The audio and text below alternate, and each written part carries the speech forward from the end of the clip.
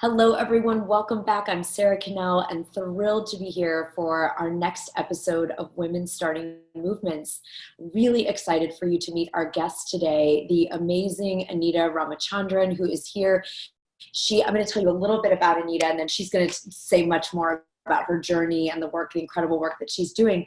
She's the executive director of MicroMentor, which is a social innovation of Mercy Corp and the largest online community for free business mentoring. I think this is incredible. You're in, Anita, I think 200 countries worldwide. Anita has over 20 years of combined not-for-profit NGO experience, corporate operations, foundation management experience across many industries and countries. So, and I love this. Anita's a passionate entrepreneur, problem solver, change maker, and both passionate about professional but also personal growth. And that's so much about our community and so many of us watching. So welcome, Anita. Thank you, Sarah. It's really nice to be here. I was so happy to have you, and I've been really looking forward to getting to speak and learn more about your work because, of course, I've stalked you online and read read about some of your initiatives. But would you share with us what led you to do this work? It's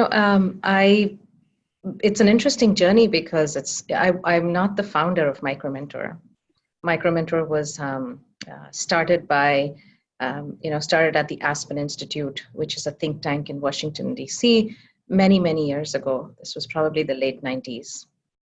And the founder, Karen Doyle Grossman, was somebody who was looking to solve this challenge of democratizing access to social capital right at the time when access to finance was a really big topic with the Grameen movement and microfinance and all of that coming to the forefront. So I can't really take claim for having started a mentoring movement, but my personal journey and I think my own path led me to where I am today. I was born in India. I moved here when I was 18, and education is always sort of a really big cultural value in India, and that's something was the case for me as well. So I knew I wanted to pursue an education, and I was committed to doing that. I wasn't quite sure graduate school or not, but certainly committed to education. Service was something that I felt very innately drawn to. It was something that when I saw an issue in a community or globally or locally, I just felt very drawn to those causes. So I studied environmental science as an undergraduate major because I was just completely drawn to the sustainability movement, sort of the issues that we're all facing, and this was many years ago. I'll refrain from dating myself how many years ago that was. And I was also working with a few of my women friends to start a nonprofit that supported South Asian women who are victims of domestic violence. Yet another cause that I didn't know a lot about, but when I heard about one or two women that were struggling, it really opened my eyes to how this could be an actual issue that many people faced and immigrants faced in terms of getting culturally sensitive domestic violence support. So this sort of being drawn to causes was always there, and so I kind of was leading multiple tracks in my life, leading a professional, going to school, getting an education, got an MBA, and started doing a professional track. Was working with a nonprofit on the side and trying to be, a good mom to two girls, sort of as another track. I think what led me to here was probably realizing that there's a lot of incongruence in leading those kind of multiple tracks. Being a good mom means, that I should be authentic to myself and do what's right all the time. And if service was important to me and using my business skills was important to me, I wanted to make sure that I try and find some balance between those two together. And that in itself will actually serve my daughters better if they see me making those choices. So that sort of, I think, led me to seeking other opportunities outside the corporate world and looking at Mercy Corps as a place where I could make a difference. And MicroMentor just happened to be, they were at that point, there were two other people on the team. They were looking for a third and helping to sort of reinvent this social enterprise, think about how it can actually become a social enterprise and a movement. And that was about the time 7 years ago that I joined this really small team. I'm the only one from that initial group of 3 that's still here, but it's been incredible for me to learn about what an amazing difference mentors can make in people's lives, particularly business owners, entrepreneurs. Mm-hmm. And I from personal experience that without my mentors, I would not be able to do what I do and take MicroMentor to sort of the path and progress that we've seen in the last few years. That's incredible, and something that's jumping out at me that I feel, if we were all in a room together with everybody watching now, I would love to get a show of hands of how many people have made a life choice, a career choice, a service choice based on what they want to model for their children. I'm really touched by the fact that you looked at, we think sometimes about, being a good mom is that I'm always, I'm serving my kid, I'm doing things, and you're speaking to something that resonates deeply with me, and I think a lot of us, which is it's how we live our lives. It's not just what we tell them or what we do for them, but I'm a mom myself, and it's like I'm aware that the choices I make and what I am doing is as or even more important than anything I might be teaching or saying or doing. Absolutely. I love that you spoke to that, and how mentorship was important. Is there one mentor in particular that you feel made that kind of impact that changed your life? I've had when I sort of have become part of this movement and been an advocate for business mentoring, I've started to think about all the, in the last 6-7 years, thinking about all the mentors that I've had in my life that I never really called as my mentor. Mm-hmm. But there were so many people at different points in my life, probably right from elementary school, who either I had a mentoring moment, a conversation with them, or a comment that they might have made that sort of opened my eyes. But absolutely, today I work with a gentleman named Brian Bent, who is my business mentor. I found him on our MicroMentor platform, and he had been mentoring several entrepreneurs, and he's committed to giving back by supporting leaders of social impact organizations. And so he's had an illustrious and really an amazing corporate career, and he really felt like there were lessons there that he can take and share with people that are looking to make a difference in the world and creating impact at scale. And he's also really deeply committed to personal growth. So he's been an amazing mentor to me in so many different ways, both professionally and personally. Yeah, incredible. And I think, what your organization stands for, the movement that you're leading, is that it demonstrates the value of mentorship, and that we all need. I am the person I am because I've been so blessed with mentors, and I am honored to mentor others, along the way. Yeah, as you are. And so, what's been the biggest challenge since you took the role 7 years ago here at MicroMentor? What do you think might be the biggest challenge that you faced in this movement? I started at MicroMentor in a different capacity. It was around thinking about the business model and how we can monetize MicroMentor, how our partnerships would sort of help us scale and grow. I took over as executive director 3 years ago, and when I did, it was a pretty critical juncture for us. We were thinking about financial sustainability. We're an NGO. We're housed within a large NGO, but we're treated as a social enterprise. And so being financially viable is really important. Like, how are we going to actually survive? So fundraising, making money, as you can imagine, was extremely key. But along with that comes, sort of, what is the impact we want to make? Do we want to just keep doing the same thing? Or do we want to change things? Do we want to grow? What does impact really mean? And who are the people in the team that are going to help support this? So there were a lot of, practical business issues that I was dealing with at that time. And it is, and I can attest to the fact that it doesn't matter how large an organization you're sitting within, it's a very isolating experience as an entrepreneur, which I'm sure you are aware as well, Sarah, as you're an entrepreneur yourself. So it is sort of can cripple you in many ways, like trying to think about solving all these problems by yourself. That's where I feel like mentors really make such a big difference. For me, the big challenge was thinking about, like really honing my instincts and believing in myself was one side of this coin. And then the other side of it was being open and willing to change. So it's both of it. It's like really being more and more grounded in the things that I know and not being swayed by various opinions that I might be getting or different personalities or environmental conditions that might be making me question my decisions. And it's also a lot of like inner resilience, you know. So that's a thing that I think has to be developed. For some people, it might just be there, but I think it's something that we can develop and make stronger.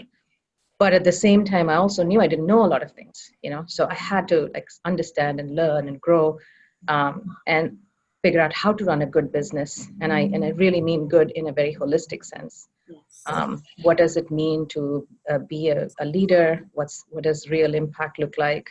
You know, what are sort of vanity metrics versus real metrics around measuring impact and thinking about strategy, fundraising, just all of it. But being willing to learn and grow and change. So it's almost like a two-sided coin. You know, really be firm in who you are and also be know that, you know, we're always learning. I don't think there's anybody who doesn't have an opportunity to grow. I love that. You've ever read Louise Hay or seen her work? You know, when she was talking, she would always talk about, if we were done learning, we wouldn't be here still. Like, Yeah.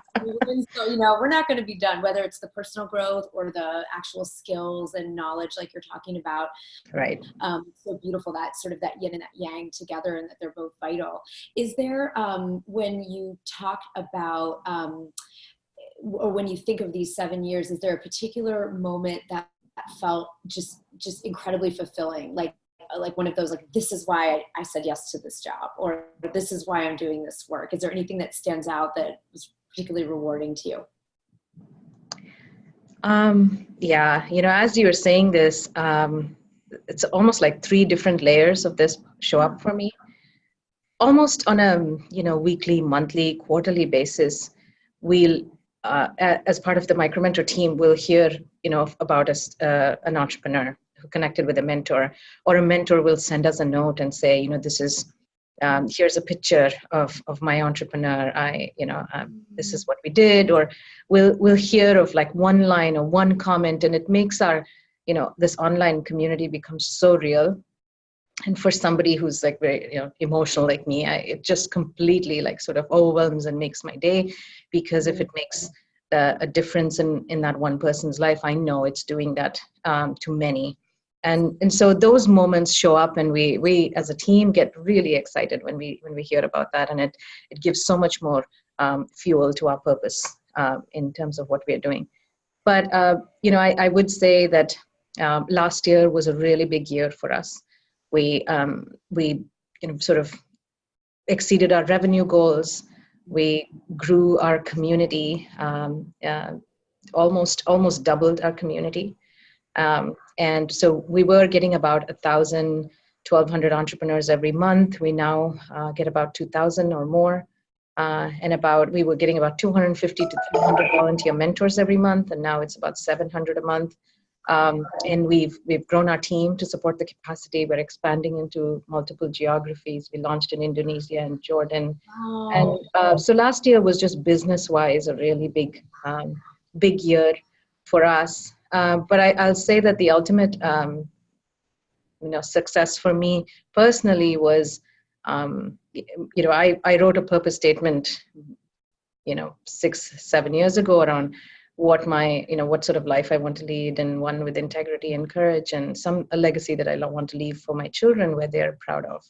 And it was my daughter telling me that, you know, she considered my work as being really inspiring and me as being a role model for her. That was sort of the ultimate in being successful. So it felt like I have to share all the different layers. I so appreciate that you did, because, you know, sometimes we can get into thinking about like business, or, you know, it's all the externals or something. And actually, to your point, like, I felt that when you said it, like how rewarding and amazing that moment was, because it almost seemed like it affirmed that decision you made to walk in your integrity and your courage in bringing, you know, who you really are to work in this world. And that's incredible. And, you know, something you said just a moment before that too, feels like it relates here. And I haven't heard anyone use the terminology, so I love that you did, about sort of vanity metrics versus real or actual or whatever metrics. What would be an example of like the real metrics for you, for the business, like, personally? Right. Yeah. So, I mean, looking at our business, because it's a website, it's easy to sort of say, well, how many people are visiting the site? How many impressions do you have on a website? But that really doesn't really mean much in terms of when we say that we are in the business of mentoring and providing access to business mentors.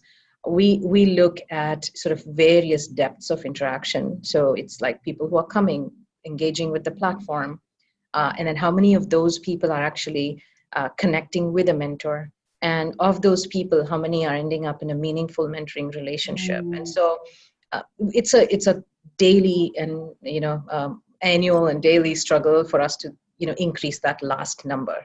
And we know that in order to do that, we have to keep sort of keeping the top of the funnel wide and open.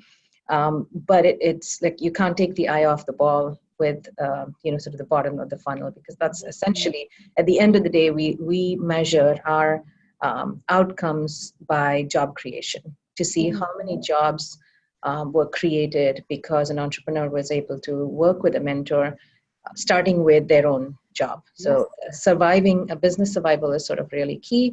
Job creation and then revenue growth are three things. But the metric that the goals that we set for ourselves, the annual goals, the 3-year goals, are all around job creation, because that's really the ultimate for us in terms of impact. But it's very easy to go and talk to a donor and say, well, we get 50,000 entrepreneurs coming to our site every month. That doesn't really mean anything.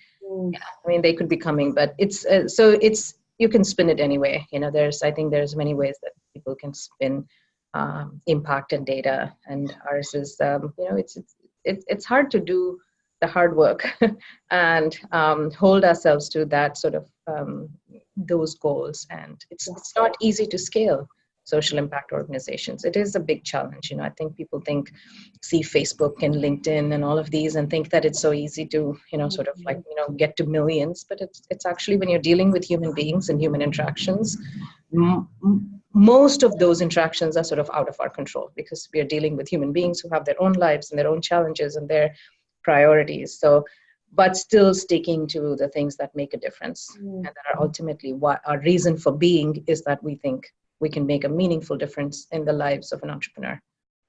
I want everyone to cheer again, if we were in like a live auditorium right now, just that you care, that your movement is about not the numbers and the fake book and the all that extra, but that it's not just how many people visit the site or even engage with her, but what came out of that, that this really made a change and positive impact. And that's what we're really talking about in this series. And I'm so thankful that women like you are leading the way that cares about the actual substance and the real results, those real metrics. That's phenomenal. So what would you say to a woman who is feeling that calling, maybe to align more with her integrity and courage, to start a movement or join a movement that's existing, where the opportunity has come, but maybe is standing on that edge? I was very honored and privileged this year to be nominated by my colleagues to receive the Woman of Influence Award here in the Portland community by the Portland Business Journal. And I also had the amazing experience of being able to speak at that event. And this was one of the questions that came up. I was so moved by seeing a room of like 800 women who showed up for this award ceremony, and about 25 of us from the local Portland community had been awarded this. And a similar sort of question was asked, and I'm going to sort of repeat that, because I think it was powerful, and a lot of people came up and spoke to me about how that really was impactful to them. Is women are innately competent and capable and meant for leadership. We have, I think we've just been evolutionally designed to be super resilient, that we can, we know how to face challenges, bear burdens, bear children, amongst other things, and really care for other people. So doing all of this while caring for other people, sometimes, and I'm not generalizing by any means, but I think we often try to emulate men in trying to be leaders. Like, we think about how we would do something because someone else did it that way. And that somehow strength and leadership and management and people management is something that we have to look up to men Mm. for, or follow some examples. But I think it's the opposite. We actually we actually know it, and it's so innate that if we can hone that, I mean, when I talk about my daughter saying that I'm a role model, she gets annoyed with me probably a million times more than the times that she tells me this. But I know I fall and I can pick myself up and do better the next time. Yeah. So my advice to women, particularly knowing now what I know and the path that I have crossed, is that it's like we are gifted with both the feminine and the masculine. And if we can hone those and really lead like a woman, it's unstoppable.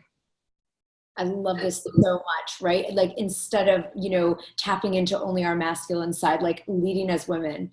So that's the invitation to everybody today to really tune in to your feminine leadership and what that looks like, your leadership as a woman and the resiliency. Thank you, Anita, for reminding us of like, we're evolutionary wired for resiliency and we have so much more strength than we believe. So thank you for affirming that, calling it out, reminding us, and for the beautiful work that you're doing. Wishing you such incredible success and growth moving forward internally, as well as externally. Oh, thank you so much. I appreciate that. And I have many female role models that I look up to as well. And it's been really a big honor for me to do the work that I'm doing and to lead this amazing team that I lead, because everybody comes to work really genuinely feeling like they want to make the world a better place. And Mercy Corps is filled with people like this, and MicroMentor, we have a unique microcosm of impact that we are trying to make. And I would say that, my calling would be, there are lots of people who need help, and we all have skills that we can share. Mm-hmm. So, just be open to sharing what you know and your knowledge and skills and networks, and that can be a real game changer for people. Amazing. So let's do that. Let's all think about the way that we can offer something that we have to help another woman, man, whoever, child, anyone on this planet, animal, to really think of ourselves as mentors in a new way. And you'll all have the links to be able to follow Anita's work, to find out more about MicroMentor, about Mercy Corps, about all of her incredible work. Thank you for being with us today. Thank you, Sarah.